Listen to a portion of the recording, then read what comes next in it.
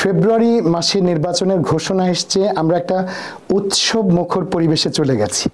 জাতি এখন নির্বাচনে ভোট দিতে অধীর আগ্রহে অপেক্ষা করছে, কিন্তু আমরা কিছুটা সন্দিহান যে কোনো কোনো কুচক্রী মহলে নির্বাচনটাকে বানচাল করবার জন্য ষড়যন্ত্র করছে, কিন্তু সেই ষড়যন্ত্র সফল হতে দেয়া যাবে না। গত ৩-৪টি নির্বাচনে আমাদের যে প্রজন্ম যারা ভোটার হয়েছে তারা ভোট দিতে পারেনি।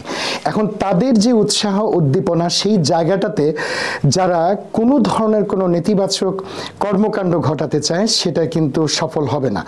বিএনপি এবং যারা গণতন্ত্র মনা দলগুলো আছে তারা সকলে মিলেই গণতন্ত্রের পথে ফিরে যাবার জন্য যা কিছু করা প্রয়োজন তাই করবে। মানুষের যেটা প্রত্যাশা সেটা হচ্ছে যে ভালো এবং যোগ্য যারা তারা নমিনেশন পাবে, তারা সংসদে যাবে এবং দেশ ও জাতির উন্নতির জন্য তারা কাজ করবে। আমরা অতীতের মতো চাই না যে এখানে কোনো টাকার অর্থের ছড়াছড়ি চলুক।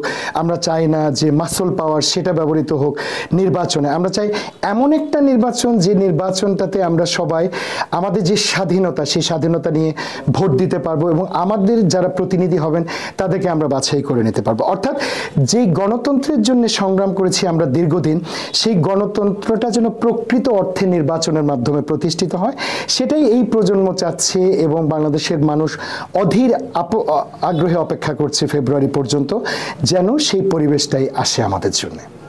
বাংলাদেশ জাতীয়তাবাদী দল বিএনপির ৪৭তম প্রতিষ্ঠা বার্ষিকীতে সবাইকে শুভেচ্ছা ও অভিনন্দন জানাচ্ছি। আজ নোয়াখালী জেলা বিএনপি বিশাল সমাবেশ ও র্যালির আয়োজন করেছে। অত্যন্ত বেশি তাপমাত্রা ছিল, যেটা আমরা আগেই অনুমান করেছিলাম। সেজন্য দেশমাতা ফাউন্ডেশন একটা পানি কর্নার স্থাপন করেছে এই সমাবেশ স্থলে। সেখান থেকে ৮ থেকে ১০ হাজারের মতো পানি বিতরণ করা হয়েছে অংশগ্রহণকারীদের মধ্যে। আমরা ৩১ দফার উপরে লিফলেটও বিতরণ করেছি। তো বিভিন্ন সমাবেশে আমাদের এই উদ্যোগটা বহাল থাকবে দেশমাতা ফাউন্ডেশনের অধীনে। আমরা বেশ কিছু কাজ করছি দেশমাতা ফাউন্ডেশনের মাধ্যমে। আপনারা জানেন ইতিমধ্যে সবুজায়ন কর্মসূচি শুরু করেছি, পরিচ্ছন্নতা অভিযান চলছে।